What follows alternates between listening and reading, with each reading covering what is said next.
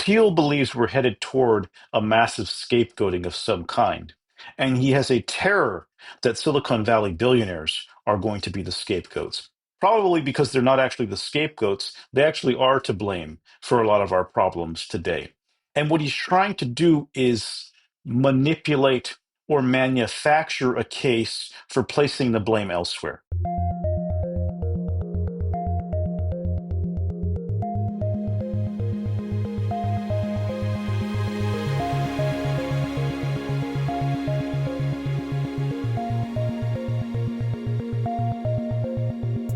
Hello and welcome to Tech Won't Save Us, made in partnership with The Nation magazine. I'm your host, Marx, and this week my guest is Gil Duran. Gil writes the Nerdreich newsletter and is currently working on his first book, which is called The Nerdreich: Silicon Valley Fascism and the War on Global Democracy. I believe it will come out later this year. Gil is also a former opinion editor at the Sacramento Bee and editorial page editor for the San Francisco Examiner. Now, as you've probably heard, Peter Thiel likes to talk about the Antichrist, and he gave a series of lectures earlier this year in September, I believe, where he, discussed his ideas for the Antichrist, what it is, the significance that it has for us today, and of course, how it fits into his broader fascist political project, and how he is trying to use this concept to basically advance his political aims, to protect his power, to increase his power, and that of his other Silicon Valley billionaire friends. I wanted to talk about this at the time, but I figured it might be best to wait to see how things percolate after he gave those lectures, so that we can discuss the bigger picture and actually understand what he's trying to do here, how this fits into the broader Silicon Valley project. And Gil is great at giving that insight because he has been looking into the ideologies of these Silicon Valley billionaires for quite some time. So through this conversation, we don't just discuss the lectures that Peter Thiel gave, but we connect it to ideas from people like Marc Andreessen or Balaji Srinivasan and this broader ideology that we hear these Silicon Valley billionaires spouting as they try to defend their interests, as they try to advance their political project.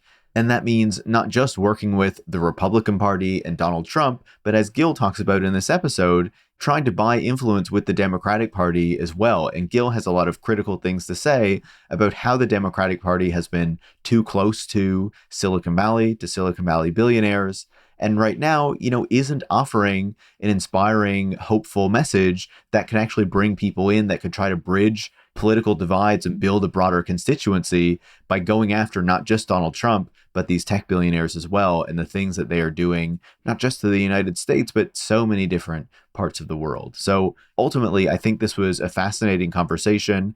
There's some great insight in here about the worldviews of these tech billionaires that, of course, we talk about on the show a lot, but that this discussion about the Antichrist and the religion behind these things really helps to add another dimension to through this conversation. So with that said, if you enjoy this conversation, make sure to leave a 5-star review on your podcast platform of choice. You can share the show on social media or with any friends or colleagues who you think would learn from it. And if you do want to support the work that goes into making Tech Won't Save Us every single week, so we can keep having these critical, in-depth conversations, looking into the ways that Silicon Valley and the billionaires that command it, that power it, are shaping our world in so many different ways, in so many harmful ways, all while getting ad-free episodes and even stickers if you support at a certain level.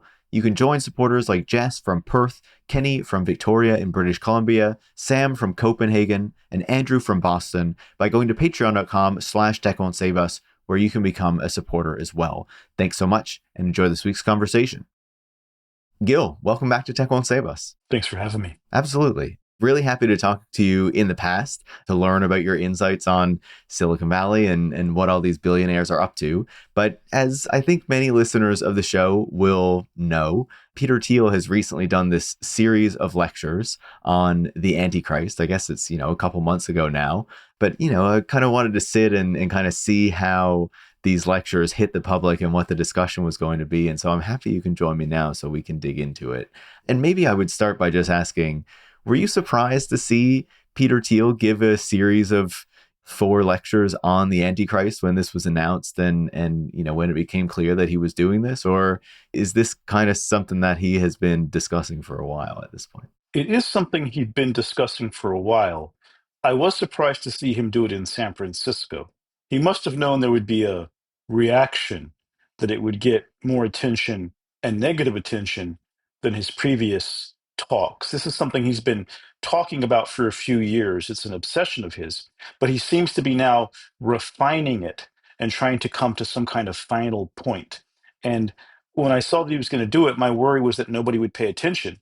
So I started, a bit of a drama campaign to hype it, to make sure people understood how weird this was. And the media did end up covering it quite a lot. It was not unusual for him to speak about the Antichrist in terms of that's something he often does, but he seems to be escalating what is this very kinky pseudo intellectual obsession. And I don't think it went very well for him this time around. Gotcha. Yeah, he's certainly a guy who likes to think of himself as like this real intellectual of Silicon Valley, right? You know, that he understands these concepts so much deeper, that he has like done this kind of extensive reading, that he sees himself as kind of like, I guess, a tech philosopher in a sense, right? It's really how it comes across. He fancies himself that way, and others flatter him as that, but I find his intellect to be very hollow. He only focuses on a few things that are his obsessions, and those things aren't really worthy of such intense focus for somebody who's not really religious. If you look at, I interviewed a antichrist historian about this stuff, and it was just laughable. He's acting like a snake handler in Kentucky. That's the level of his discourse. I grew up in the Catholic religion. I grew up in a very apocalyptic doomsday framework. And I remember being a kid worried about this stuff. And you get older and you're like, okay, well, there's more to the Bible than just the doom talk. Not only that, but the Antichrist only appears in a couple of places, and he's conflating it with the beast of Revelation, which some religious people do. But there's no evidence that those two things are the same. And the Antichrist is not necessarily some figure. It could be anybody who's against Christ, all of the people who are against Christ. And in any case, it's a very strange subject for a billionaire who most fits the description of Antichrist to be lecturing everybody else on it. And it's really curious as to why he is so insistent on making everybody think about this particular subject. Truly. And I want to dig into that further. So in your view, why is he so obsessed with this concept of the Antichrist? Why is this something that he is fixated on for so long? Thiel is obsessed with the idea of scapegoating. His obsession comes from Rene Girard, who was a professor he was fascinated with at Harvard, who wrote that humans have a tendency in societies to find scapegoats for their problems and to punish those scapegoats in order to try to alleviate the anxiety and tension in society. Thiel believes we're headed toward a massive scapegoating of some kind. And he has a terror that Silicon Valley billionaires are going to be the scapegoats. Probably because they're not actually the scapegoats, they actually are to blame for a lot of our problems today. And what he's trying to do is manipulate or manufacture a case for placing the blame elsewhere, on Greta Thunberg, on government, on regulation, on anything but Silicon Valley. It's a weird form of projection and effort to escape the blame while also making it entirely clear who should be blamed. And it's strange because I can't think of a worse spokesperson for Christianity than Peter Thiel, right? On so many levels, he would be rejected by actual doomsday Christians, mostly because he's a gay man, which I don't have a problem with that. But a lot of the people whose language he's trying to speak do have a problem with that, right? I mean, I grew up hearing people say that, gay people are going to go to hell. I'm sure Peter Thiel grew up hearing that too. And obviously, he internalized this in some kind of bizarre, traumatic way. And he's now spouting this. But I think at the heart of it is an understanding that we are coming to a breaking point soon. And the most likely target of our collective anger is going to be the people who have stolen everything from us and are now trying to steal even the future. Yeah, I think you put that really well. And as I listen to you describe it, it really brings to mind to me, as I guess someone whose writing I'm more familiar with, stuff that Mark Andreessen has been writing the past few years as well. You know, going back to his Techno Optimist manifesto that seemed very much, not just based around holding up and arguing for the tech industry and the tech billionaires and what they're doing, but again trying to like identify those enemies and those people for the supporters of this vision of technology and that someone like Mark Andreessen would want to see to kind of go after, right? You know, the Luddites and the communists and all this kind of stuff that he was calling out there and saying that tech ethics was like a great enemy. This seems very much aligned with some of the things that Thiel is kind of pointing out as, you know, as a potential like form of the Antichrist, I guess, based on reading some of what you've written.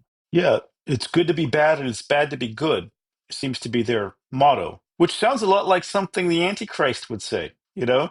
Yeah, the Techno Optimism Manifesto from Andreessen, which quotes fascist philosophers. By the way, Thiel's Antichrist lectures quote fascist philosophy. He's obsessed with Carl Schmitt as well as Rene Girard.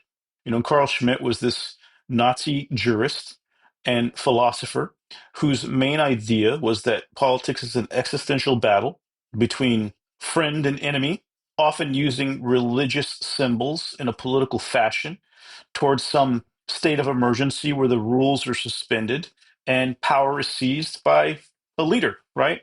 And that's very much at the heart of his Antichrist lecture. They're very concerned with who has power in the future, who owns the future, as Jaron Lanier put it. They're obsessed with that. And so they're trying out different flavors of this. There's the Antichrist brand, there's the techno optimist brand, there's the Elon ketamine space travel brand, there's the Brian Johnson Live Forever brand.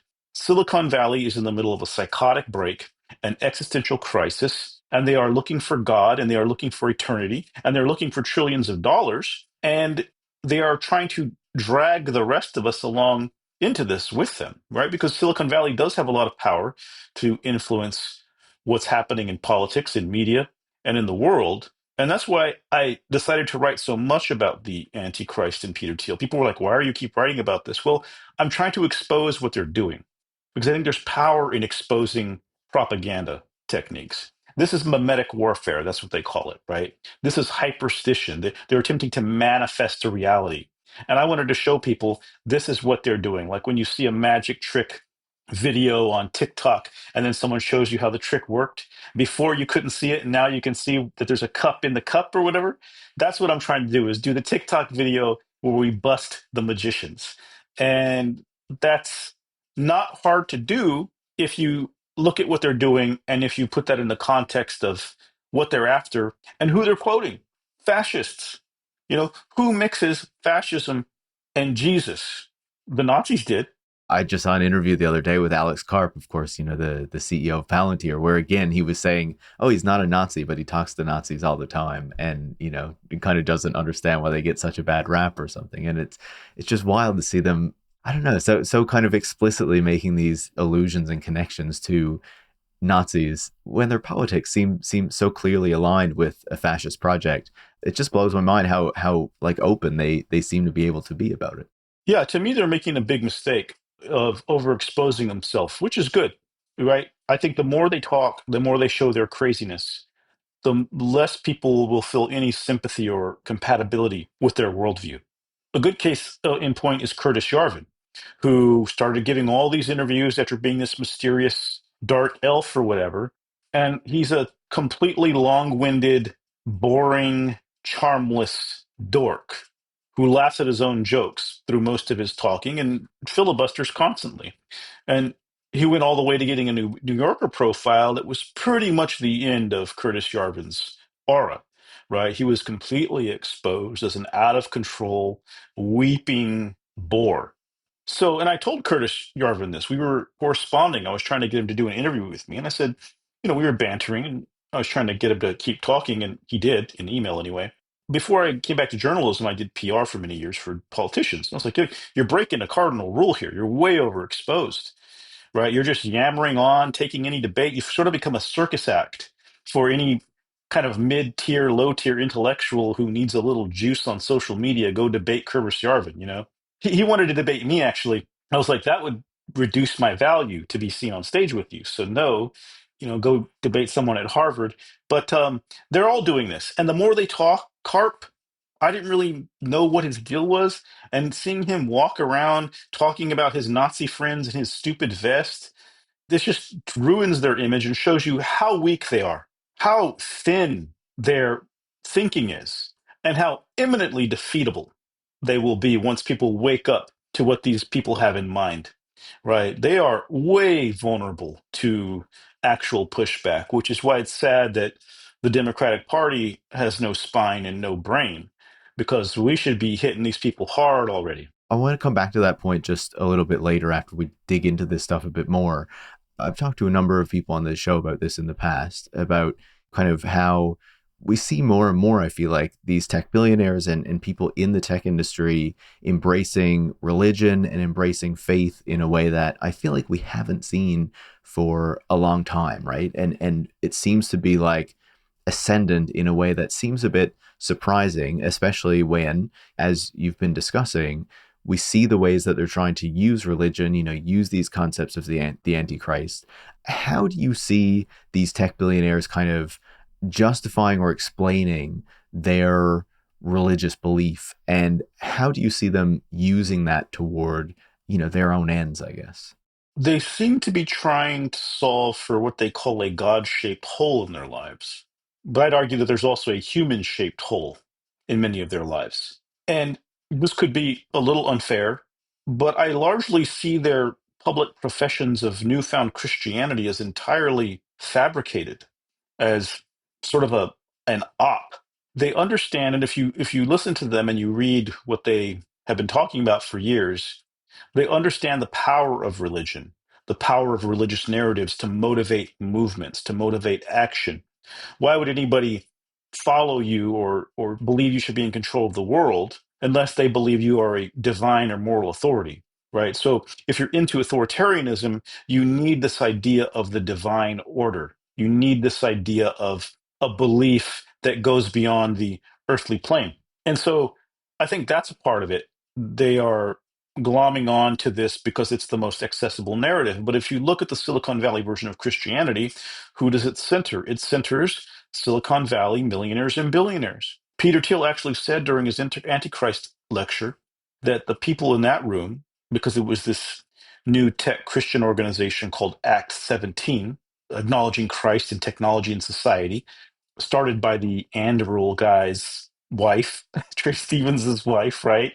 Who says, I'm an arms dealer and a Christian. This is his message. And he said the people in this room gathering to hear him speak are doing more important work than any Christians anywhere else in the world. And that seems to be their mentality. Christianity is another way for them to be special and to be important and to be more important than everyone else. And again, having grown up in Christianity and having a deep appreciation for the words of Jesus Christ, if there is an antichrist, and I'm not saying there is, because again, I'm not religious and I don't think it's a particularly helpful framework. If there is an antichrist, the antichrist is very clearly Silicon Valley in the 21st century. They are in every way against the words and the teachings of Christ.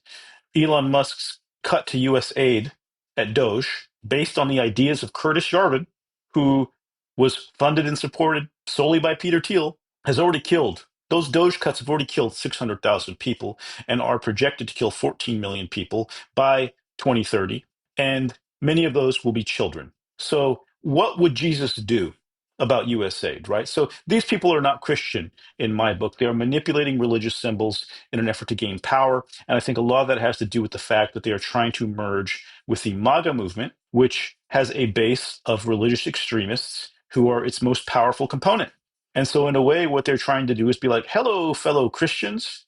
But I don't think people are really buying it. When you hear them talk about religion, they are way too florid and animated and self-righteous. It seems like a bit. Again, I wouldn't pretend to be a pious Christian. I haven't been to mass in a long time. I don't really claim to be the religion of my birth. But I think there's a guy in the Bible who says you're not supposed to pray out in public like the hypocrites do, that you're supposed to do it quietly, and that the real meaning of it all is to be as Christ was, and that even a godless person who helps the poor is more Christian than the holiest man in the temple. Who was it who said all that? I forget. Maybe someone in Silicon Valley can remind me. And even when I hear you say that, and I want to pick up on what you were saying about, how they're trying to get in with this MAGA movement, but like the idea that like you would kill one person and that should be, you should be sent to prison and you should be held to account for doing something like that. Like obviously this is deemed to be one of the worst possible crimes that you can commit in our society, right? But you can make a decision, as someone like Elon Musk does, to pull this funding for aid, for food to starving people, for medications for people who need those medications to be able to survive, to live a good life. And as you're saying, you can not just kill but severely impact millions of people around the world and just move on, live your life. No one's really going to try to hold you to account for having done that. It's hard to wrap your head around, really, when you think about it. When you talk about Elon Musk and the US aid cuts and the kind of devastating human toll that has, it's hard to see how someone like him can just go on living in the world and continue to have so much power, to continue to control these companies, potentially become a trillionaire now, as we're seeing. Like, I don't know, it's hard for me to really grapple with that one. The USAID cuts are Silicon Valley genocide. If 14 million people die, which is what the Lancet projects, that's more than double what Hitler killed in the Holocaust. And it's being done through policy, unnecessary policy, unwise policy. USAID isn't just about helping poor people, it's about American power around the world. It's how we gain and curry favor. It's how we make people think we're good and show that we care about more than just invading and extracting, right? And there's a lot of critiques of USAID and the way it's been used to further US interests. But if you're running the federal government, you're supposed to be furthering US interests, right? So, in two ways, this is a very bad, suspicious policy. I would be in favor of feeding and helping people survive anyway. And by the way, these are people who are so worried about the decline in the human population, allegedly, and feel like we don't have enough people, then why are you killing 14 million of them, right? And that gets to the heart of the matter, which is that these are not white people. The people they want on Earth are white people. So I think there's going to have to be accountability at some point for all of this. And we can't take anything they say at face value, whether it's claiming to be Christian or claiming to worry about the world population, because everything they do is the opposite of what they say they want to do. And it really exposes the rotten heart of what's going on in Silicon Valley. This has gone so much farther than it should have. Literally, this policy will kill 600,000 people, and the reward for that is becoming a trillionaire. Yeah, it's disgusting. Like, it truly is. It turns your stomach just to think about it. You mentioned before we got onto this subject how these people are kind of using Christianity, it seems, rather than really deeply believing in what it says, what you would imagine actually comes along with believing in a faith like this. And of course, we can clearly see even the Pope himself, if you're a Catholic or if you follow that, increasingly calling out the tech industry and what these people are doing, right? The effects of their worldviews and their actions. But one of the things that you mentioned there was, obviously you have this MAGA movement, this national conservative movement that has aligned itself with Donald Trump, and that it feels like a number of these tech billionaires who have also embraced Donald Trump are trying to get in with. But that relationship seems to have some clear tensions, right, between these national conservatives and these supposedly Christian Silicon Valley folks. What do you see in kind of the tensions between these two groups, and what's your read on what's going on there? I think for all their flaws and for all the ways in which I disagree with the religious conservatives, I think they are smart enough to understand that these tech billionaires are not like the rest of us. And what they want is not what any of us want, right? I have a very different conception of the future than my MAGA ex brother in law, right? But if I were to tell him we should destroy the United States, he would be very upset by that. And by the way, so would I, right? And I know all the flaws of this country, all the terrible things it's done. It's still my country. And you're taught to love your country and that you want to make your country better somehow. We have different definitions of what that is. These guys don't believe in this country, these tech billionaires. They want a post America future, a post democracy future. They think the founding fathers were cucks. They think the Constitution is toilet paper. It's analog, right? They're going to go into their blockchain smart contract future, and all of this is dumb. And part of it is that they don't want to live in a world where they don't get to found the country. Why should these old dead guys in wigs get to be the ones who are the founders? We are the founders, right? That's the special magic word in Silicon Valley, is to be the founder. And if you read Balaji Srinivasan, he says all of this just as much, right? It's all there. in a convoluted form. So I do think there are some tensions. The right wing, the MAGAs, are also very suspicious of AI, which is talking people into suicide and doing all kinds of terrible things and threatening to replace everyone's jobs, which will cause massive upheaval, which, by the way, is the whole point. Like, that's the point of it. It's to cause this massive upheaval and to take all the jobs and all the value and give it up to the handful of billionaires and trillionaires, which will then deprive the economy of any kind of money and lead to some kind of great collapse. I mean, in many ways, I think these guys are trying to be fascists, but I think they're the most avowed Marxists out there because they're trying to prove Marx right in every way. And I'm not a Marxist. I'm just like, but they're starting to convince me. Let's just put it that way. Like, hey, he said this, and you guys are doing it. But they're hyperstitioning Marxist reality. The other thing I've noticed in dealing with the network state issue, where they're trying to build these cities here in California, these tech cities, is that some of the loudest critics are MAGA Republicans. And part of that is because they think these are liberal billionaires and that these are 15-minute cities and have something to do with climate change. And I don't want to disavow anybody of their rationale for opposing Silicon Valley as a recovering propagandist myself, if you're motivated by your own narrative there. But I've had some talks with these people. And I've said, well, I come from a Democratic background. We probably disagree on a lot. But just so you know, these people are not Democrats, right? And they're not Republicans. They're their own thing. They're closer to you than they are to me, but they'll use anything they can. They'll use Ruben Gallego and Alyssa Slotkin and Gavin Newsom, and they'll use Ted Cruz and Donald Trump and JD Vance. Any way they can win, they'll do it. And what we have to realize, and this is the metaphor I've been testing out, is that this is not about red versus blue right now. We'll get to that later. We'll never be done with that one, right?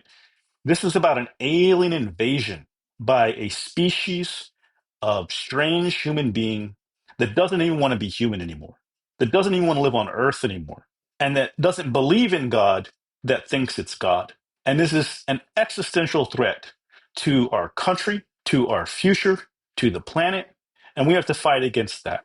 And they don't quite agree with me, but they're thinking about it. They understand what I'm saying. They would normally despise me as a Democratic spokesman, someone who worked for Kamala Harris and Jerry Brown, but they see what I'm writing and that we're against a common enemy. And so to go back to Rene Girard and Peter Thiel, we are in a crisis in our society. We do need to solve it, and we do need to unite people in some way. The way we unite those people may be unorthodox. It may not make sense right now. But I think the key is to unite the majority of people in the country and in the world against this alien species of billionaires. They are the enemy.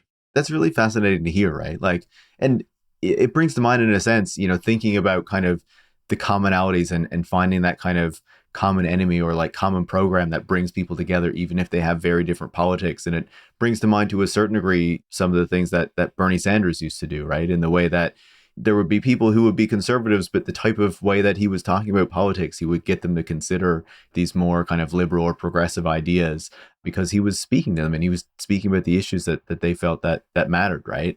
And talking about how the tech industry and these Silicon Valley billionaires are a common enemy to so many people and to kind of our way of life and, to our ability to kind of live in this world is something that I think increasingly brings a lot of people together, as you're saying.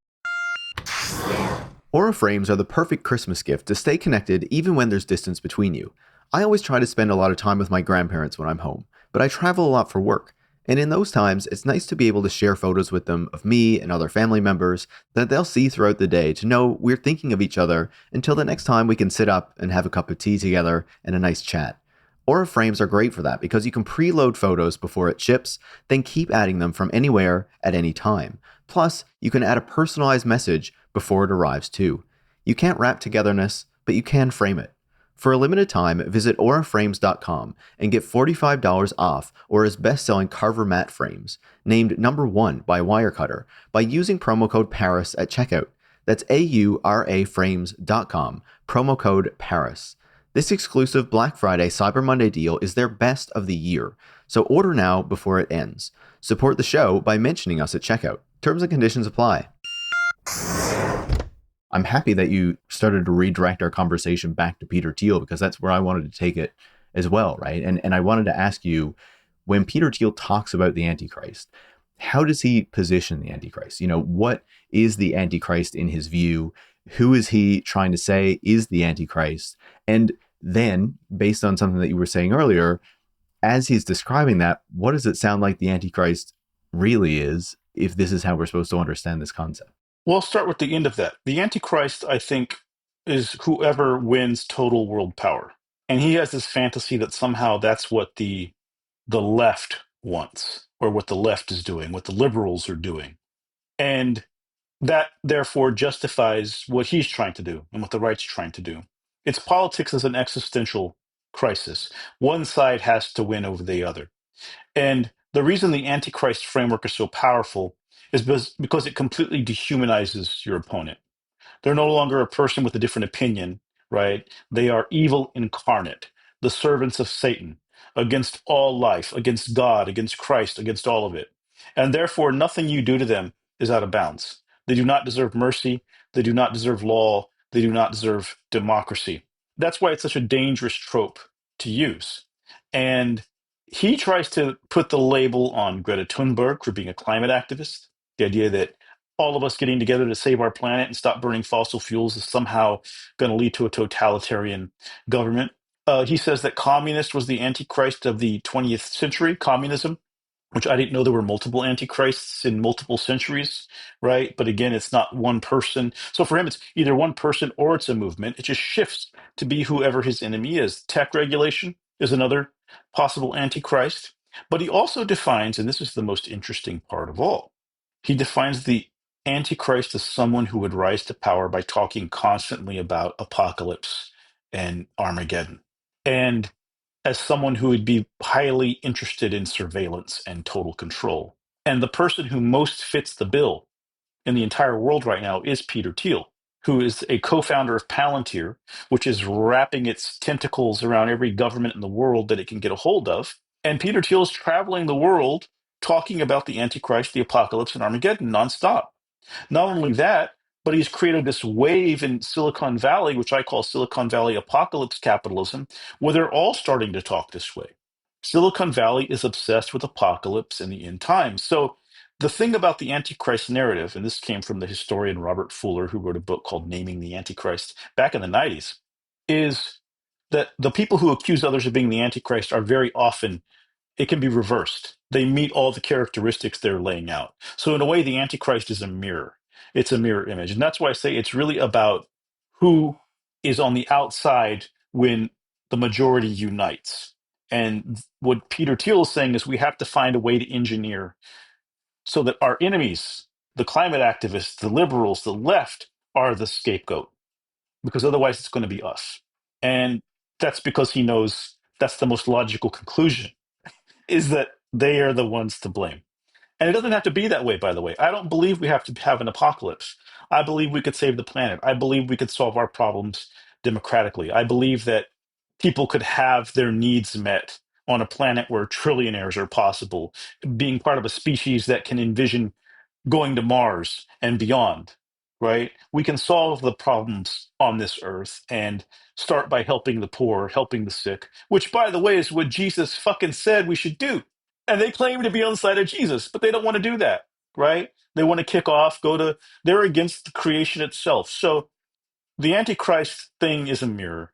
And I really think that Peter, if you're listening, really need to de escalate from that, because 20 years ago I read a book called Pursuit of the Millennium by a Cambridge scholar named Norman Cohn. It's all about the history of this eschatological apocalypse thinking through European history. European history is full of movements that were into the world movements and ended up in violent revolutions and pogroms and all kinds of things like that. And some revolutions were worthwhile, but a lot of them were weird and bad. This never ends well. The apocalypse mentality is headed toward violence, always, in every case. And Norman Cohn saw the rise of the Nazis as the most recent example and manifestation of that. He wrote his book in the early 60s. So this is some dangerous stuff to play with. It's a dangerous thing to hyperstition. And I think we need to use hyperstition, this power of imagining a future, to imagine a future where we don't have a bunch of billionaires threatening us with apocalypse, and where we don't have any billionaires at all who have this power to completely take over our country and reshape our lives. What Silicon Valley is trying to do is basically acquire and liquidate our country. And that should not be possible. We have a hole in the Constitution that has somehow allowed this to happen. And, I was always against people saying, well, we need to in Citizens United. I'm like, how the hell are we going to do that? Washington's all locked up. We need to think beyond what exists today. We need to think what the future looks like when people realize who the enemy really is and what they've tried to do to our country. And so I'm becoming a lot more optimistic these days. I'm a techno optimist too, just in a very different way. I wanted to pick up on a few things that you said earlier and then maybe pick up on some of the later parts of what you were saying after that. But, when you're talking about kind of identifying the enemy, like we talked about earlier, obviously I see a lot of that in Mark Andreessen, right? They need to find the enemy to basically direct the anger of a lot of the public in a different direction from themselves, as you're saying.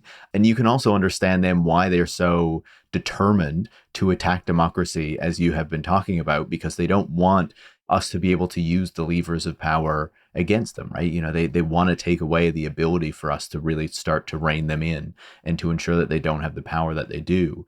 But when you're talking about kind of really taking aim at the people who, say, Peter Thiel would identify as the Antichrist, that also speaks to me. You brought up Balaji Srinivasan earlier, some of the stuff that he has talked about, identifying the reds and the blues in kind of these different kind of cities of the future or whatever, and really trying to like basically make them non-humans, right? You can do anything to them, you can exclude them, you can kick them out. You need to identify them, in the way that, you can think in the past of how the Nazis were identifying the Jews, making them wear clear markers, these sorts of things coming up again and again. And it's a really dangerous vision for what a future could be, and how they really do just try to find their enemies and say, we are going to identify these people clearly. These people are not human. These people can be attacked. It doesn't matter what you do to them, but, join our side and we can kind of take these people on together, sort of a thing. Yeah,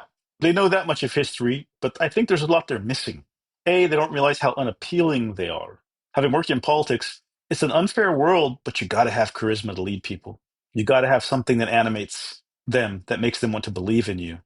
All they have is money, and that's why they get all of these incel dorks and like five girls to show up and clap and go to their conference or whatever. Those people are just trying to get their stupid startups funded. You know, the moment there's not money there, having been in political power before, there's all these people who show up when you're in a suit and you're important. And the minute you don't have it anymore, you have three friends. You find out who your friends were, right? That's how it is with these guys too. They don't realize that they're actually not popular. They're just rich. It's the pork chop around your neck, bro. It's not anything you're saying, anything you're doing. And the thing is that the people in Silicon Valley, these young people, they're not very smart. Maybe about computers or coding or something, but not about humanities, not about politics, certainly. And that's something to me that's been interesting as someone who's an expert on politics, who's done City Hall, who's done campaigns, the Capitol, the State House. They're so damn green. Like I could have looked at California forever. I did early on. Like that shit ain't passing a vote in Solano County. Everybody knew that. Like it's not like I had a magical power. Anybody who knows politics knows that's not going to happen. You're picking a huge fight. Nobody knows who you are. Your spokesman's from the Czech Republic, that your CEO, right? You at least got to get a local to pretend this was their homespun dream, man. You don't know how to tell a story in politics? Come on. So there's some things they don't understand, they don't get. I don't want to say what all those things are because I don't want them to get smart about it. They have started to hire Democratic operatives here in California, and they're hiring up all of them. Most of the people working for venture capitalists right now in their political ventures in California are the advisors to Gavin Newsom and Kamala Harris. People don't really talk about that because we have a political press that largely protects these people so that they give them little scoops now and then. And, there's like a don't bite, wolf does not bite wolf game being played, but I'm working on that. My book will have some information in it because my fear is that what these guys are going to do is buy off the Democratic Party as well. And that just means they're on a slower boat to the tech fascist future. If you think about it, they could give $10 million to everybody in Congress and make it all back in a crypto scam next week, right? How much of Congress could they buy with that? Probably a lot. So I think we have to act before they get that kind of brazen power. And with Trump getting rid of all shame in politics, like in 10 years, people might be like, yeah, I'm becoming a congressman so I can just get rich and do what tech wants me to do. And that's what Balaji says in his weird screeds, right? Like we'll pay the police, we'll ally with the police and give them free food and give jobs to their family members. He identifies bribery and he calls it merging the networks, right? We got to merge the networks. So that to me is the bigger danger. And I think it needs to be called out. I think a lot of these folks, some of these consultants, I came up with them in politics. I've known them for years. They just want the big check. They don't really think about what they're getting into. Some of them have started to realize it because of my work. Some of them text me links sometimes, like, "Did you see this thing?" That I'm like, "Wait, oh, so you're paying attention now? Are you still on the payroll?" But again, the venture capitalists, even the people who work on their political campaigns, are just doing it for money.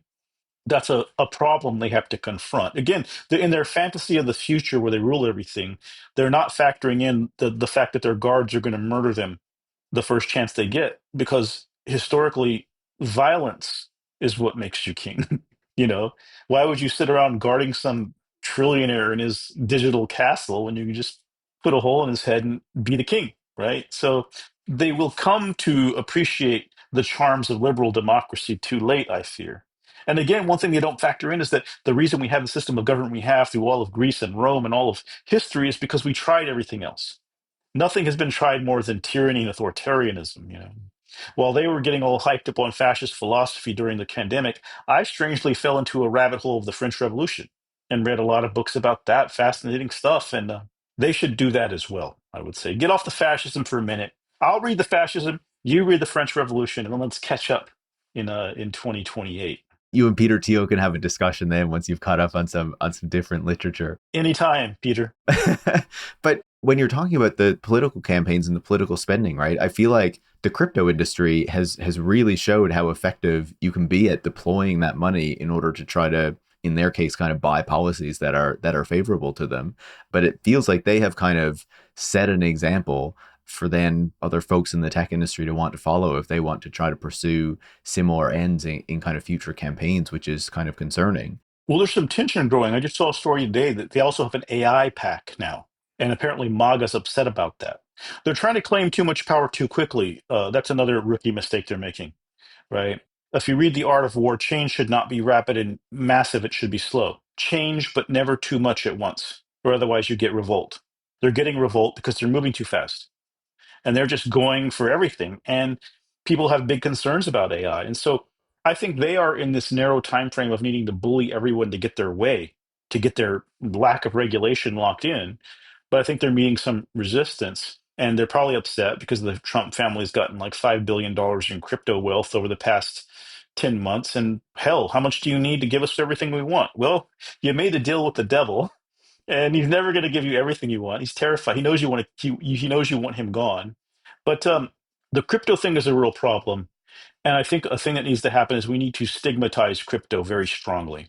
It must become unacceptable for Democrats to accept crypto money. If a Democrat is accepting crypto money, they are buying into a dark, anti-American, anti-democratic vision of the future. And if you don't believe me, well, then ask them exactly what is crypto for, Senator? Exactly what is crypto for, Representative? Can you explain to me why anybody needs this? To hedge against the failure of the dollar? Well, isn't it your job to make sure the dollar doesn't fail? I mean, this is insane that you even have to have this conversation, but I think we need to start regarding anybody who is pro crypto or who accepts crypto money as deeply suspicious, as on the other side. And then you can take away, and it has to be that even when they spend billions of dollars or millions of dollars in campaigns, that it only works against them. We've seen that in California when billionaires try to buy office, their spending turns everyone off and turns against them. When I worked in politics, I saw many focus groups that show an immediate drop in support when it's a rich person trying to fund the whole thing. So, it's not something that's going to work 100% of the time, but we need to make it clear that, whoever takes the crypto is the Antichrist. Yeah, a good way to put it, given this conversation. But totally with you on the war on crypto and making that completely unacceptable, right? If you touch it, you're kind of persona non grata. You've taken the mark of the beast. We'll go full Thiel here. Another thing I wanted to ask you, you've brought up this concept of hyperstition several times throughout the conversation. I was wondering if you could flesh that out a little bit more for us. Tell us what this actually is, where this concept comes from, and how you see it being deployed by these folks in the tech industry to try to serve their ends. Hyperstition comes from Nick Land, who's like the father of accelerationism and also a big part of the Dark Enlightenment movement with Curtis Yarvin. He had a lot of these ideas about leaving behind humanity, and a lot of them are very drug-addled and hard to read. I spent way too much time this summer trying to read Nick Land and realized that I didn't have to go through every single piece of it. I could get the gist. And there's some key parts of it. So, hyperstition is a portmanteau, a combined word of hype and superstition. And the idea is that you can manifest reality through telling stories. And you tell stories that spread and you repeat them until people believe them until they become real. In a way, in the 90s, there was a book called The Secret that even Oprah was pushing about if you just, here's how you manifest the life you want. And even before that, in like the 40s or 30s, Norman Vincent Peale, was it, wrote The Power of Positive Thinking, right? That through positive thinking, you can make things happen. And there's some truth to that, being positive, going after what, being motivated, but they call it hyperstition. And what they mean by that, the other word for that is basically propaganda. How do you tell a narrative? How do you tell a story that shapes reality? And there's a lot of words for that. Propaganda is one of those words. Strategic communications is one of those words. Another word they like to use is mimetic warfare. And mimetic warfare is a tactic or strategy of hyperstition. And we largely see that happening today with a lot of things they're doing with the apocalypse, with AI, with, they just try to have a story that people believe and that then generates money for them. Venture capital is pretty much based on hyperstition, imagining something and then making that thing happen. And Catherine Boyle, who started off with an internship that Peter Thiel got her, at Founders Fund, who's now at Andreessen Horowitz, pushing something she calls American dynamism, which is sort of a pitch deck version of white nationalist militarism, literally fusing religion, the state, and capitalism. I think Mussolini had a word for that one. But she says, meme it and we will be it. So that's what hyperstition is. Let's create a meme, an idea, get everybody talking about it. Oh, Silicon Valley is the agent of Christ, right? Or we don't need Earth anymore. We're going to live on Mars. Or AI is God, and don't worry, there will be jobs. By the way, when they talk about AI eliminating all the jobs, which is their big dream, I'm not sure if that's true or not, but that's their stated result. They talk about, well, we're all going to get paid by this somehow. We're all going to have a profit. Isn't that Silicon Valley socialism? Again, I'm telling you, they're trying to prove Marx here. Like, if I were running the Democratic Party, I would be explaining to all the people in MAGA land how they're going to put socialism on you with the AI. You know, and instead of having socialism with the AI, we should have healthcare and jobs, and nobody should ever be homeless, right? No socialism. Let's just have all of our needs met. Let's just use a different term for it, you know? Well, yeah, they're trying to. What are they talking about? Well, if you look at The Sovereign Individual, which is this book that inspired Peter Thiel's thinking, AI was going to lead to the complete collapse of society and massive violence because of the lack of jobs, right? People don't have food, people don't have money, they're going to steal, they're going to fight, they're going to kill. So then why do you have all these billionaires so crying about crime and wanting cameras everywhere and wanting mass incarceration if your entire stated plan is to collapse the economy and create a violent criminal future? A lot of internal contradictions in this particular capitalist vision that seem to be destined to lead to its complete collapse at some point. But anyway, that's a conversation for another day. Definitely, definitely. And I'm sure you'll be back on to talk about it. But when you talk about the notion of hyperstition, right? And hearing you describe it, like to me, it kind of echoes basically what the tech industry does. It kind of makes up this story constantly that this new technology or this new product or whatever it's going to be is the next big thing that's going to transform our lives in so many different ways. It's going to be incredible. It's going to create so much wealth and prosperity and what have you. And then, we see all the valuations of the companies and stuff that are working on that particular product explode for a while, and then give it 2 or 3 years and all of the claims that they supposedly made don't seem to come to fruition, and things come back down to earth just in time for them to come up with a new thing that is going to change the world in so many different ways. Like it feels like it's very much part of the way that they work. But now, instead of just using it to try to, kind of hype up a particular product and try to make money off of the market and shape share values and company values and things like that, it seems like it's now weaponizing it much more to try to affect the way that we see the future, the political system, to try to affect, a kind of a much broader swath of reality than what they tried to seize and to control in the past. Oh, definitely. They've run out of unicorns. So they need a new mythical creature to hunt. And that creature is godlike AI or the Antichrist or getting rid of the United States and having network states or getting rid of the Earth and going to Mars. It's in stage venture capital. They're having an existential crisis. And they want to impose that on the rest of us because they feel like that's where the $1 trillion opportunities are. How do we liquidate all of the work and the blood and the sweat and the tears that went to this country and make sure a handful of men get rich and powerful off of it, right? Venture capital is all about exit.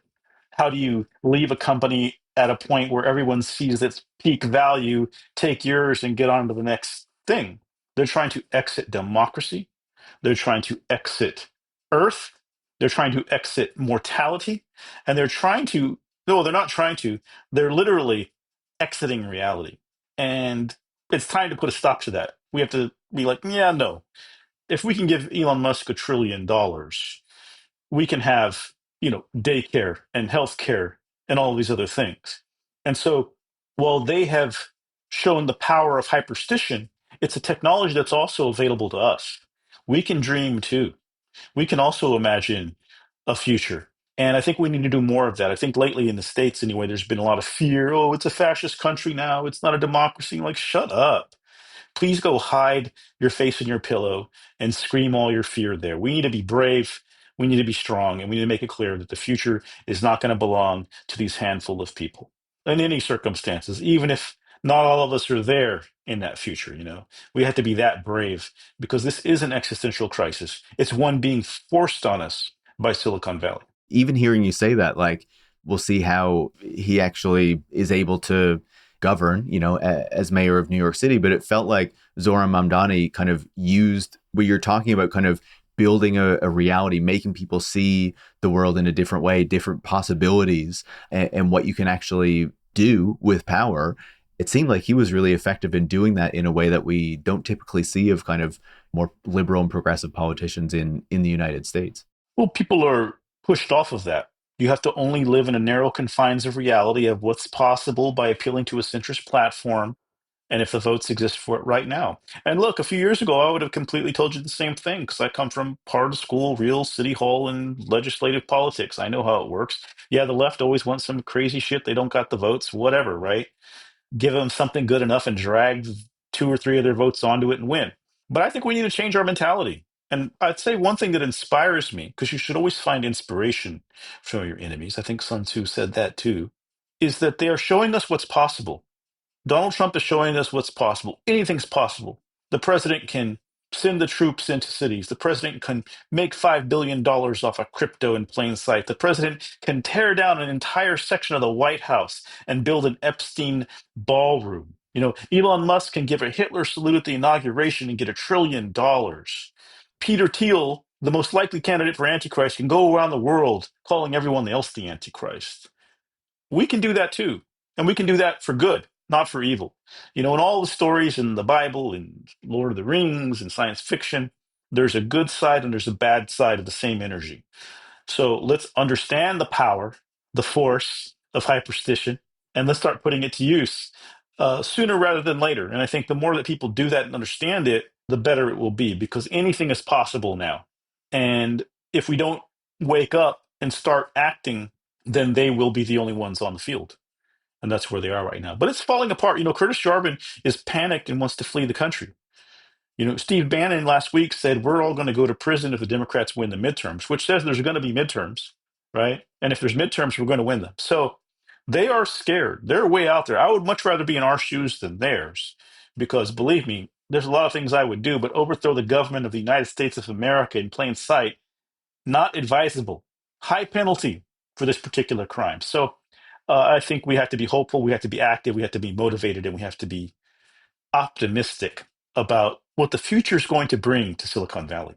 Absolutely. I used to joke earlier, what was it? Earlier in this tenure of Trump, they were talking about reopening Alcatraz. And I said, yeah, let's reopen Alcatraz and let's stick all the tech billionaires in it. Yeah. Listen, as we start to wrap up this conversation, I'm wondering.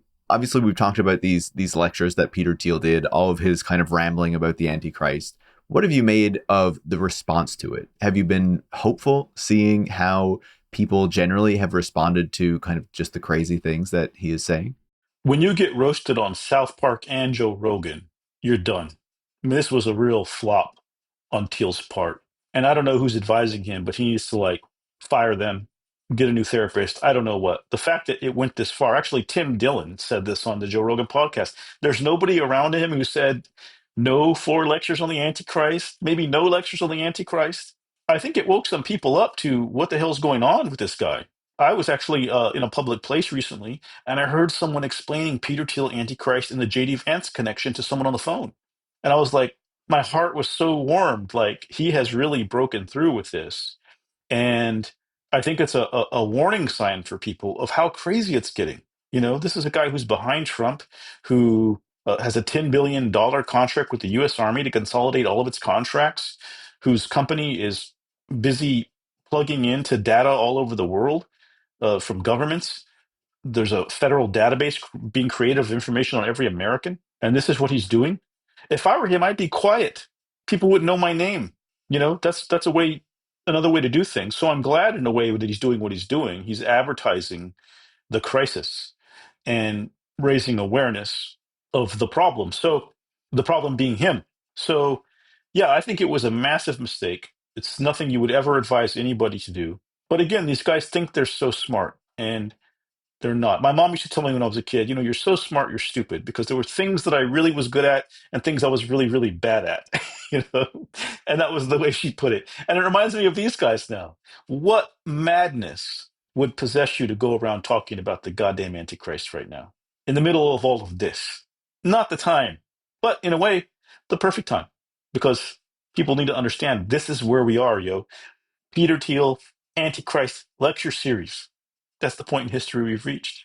I think maybe my final question would be, when we think about Peter Thiel, right? I feel like we often had this narrative of him that he was often kind of operating behind the scenes. He had his levers on the power, but you couldn't often see it. He was this kind of mastermind in how he was pulling the levers and the strings and all these sorts of things. He was obviously someone who got behind Trump early back in the 2016 campaign, kind of put his head out there and made it easier, I guess, for a lot more of these tech people to justify getting behind him in the years that came later. And I wonder, seeing how he has progressed over the past number of years, do you think he still has that influence behind the scenes that he used to have? You mentioned someone like Catherine Boyle, who had this relationship to him. He has a number of kind of acolytes out there, it seems. Or do you feel like it's kind of reaching the point where he might have had this influence in the past? Maybe that was even exaggerated to a certain degree. But do you feel like that is waning? Do you feel like his influence is harder to see? Or does it feel like he is just kind of increasingly kind of losing it and we're all just kind of watching his spiral? I think he's at the height of his power. A lot of what's happening now came from his brain. He's been thinking about this for a long time, but I think he's blowing it. You know, I don't think he had it all figured out. And the fact that he's out there talking about the Antichrist shows the degree to which this is not motivated by logical strategy. It's motivated by something more akin to religion, to religious delusion in particular. And we see that in a lot of Silicon Valley, a religious delusion. Some of them, I'm not sure about Thiel. Some of them definitely doing drugs. I mean, a lot of the Yarvin stuff comes out of LSD abuse. He tells the story himself. If you look carefully enough at his podcasts and stuff, he wants you to know that that was a big inspiration for him. So, and the problem is when you're just telling these little fantasies and fairy tales and you're disregarding history and the experience of other people who are more directly involved in matters like politics, there's a lot you don't understand, like the fact that just firing a bunch of people from the government willy-nilly will lead to problems that force you to hire a lot of those people back, right? I have a lot of criticism for the people in charge of things, but there's a lot of expertise in government that if you don't have it and you just take something out, there's a reason that thing was created over time. And it's not a perfect system. There's never a perfect system. I don't believe in perfect systems. But these people, the tech people, do. And that's a big flaw that they have, right? You're never going to have a world without crime. You're never going to have a world where there's no addiction or dysfunction. right? But you create systems that avoid those, create systems that don't create more crime, like not having poverty, right? You'll have less people hungry, stealing, needing to do crime. But they want to create perfect systems through control and coercion and surveillance and through getting rid of government. But that was just a massive fail, right? You can't just do that. So they don't have it all figured out. And I don't think they have a plan for what happens when everybody is really, really angry at what the billionaires try to do to us. Yeah, it definitely seems that way, eh? And hopefully we're getting closer to the reckoning where they really need to feel the consequences of what they have done. Gil, it's always great to get your insights into all this. I'm really looking forward to the book, once it's ready and out there, because I'm sure there's going to be some fantastic stuff in there. I really appreciate you taking the time to come back on the show. Thanks so much. Yeah, and you got to come on my podcast too. So happy to do it. Happy to do it. Gil Duran writes the Nerd Reich newsletter and is working on his first book, which shares the same title. Tech Won't Save Us is made in partnership with The Nation magazine and is hosted by me, Paris Marx. Production is by Kyla Hewson. Tech Won't Save Us relies on the support of listeners like you to keep providing critical perspectives on the tech industry. You can join hundreds of other supporters by going to patreon.com/techwon'tsaveus and making a pledge of your own. Thanks for listening, and make sure to come back next week.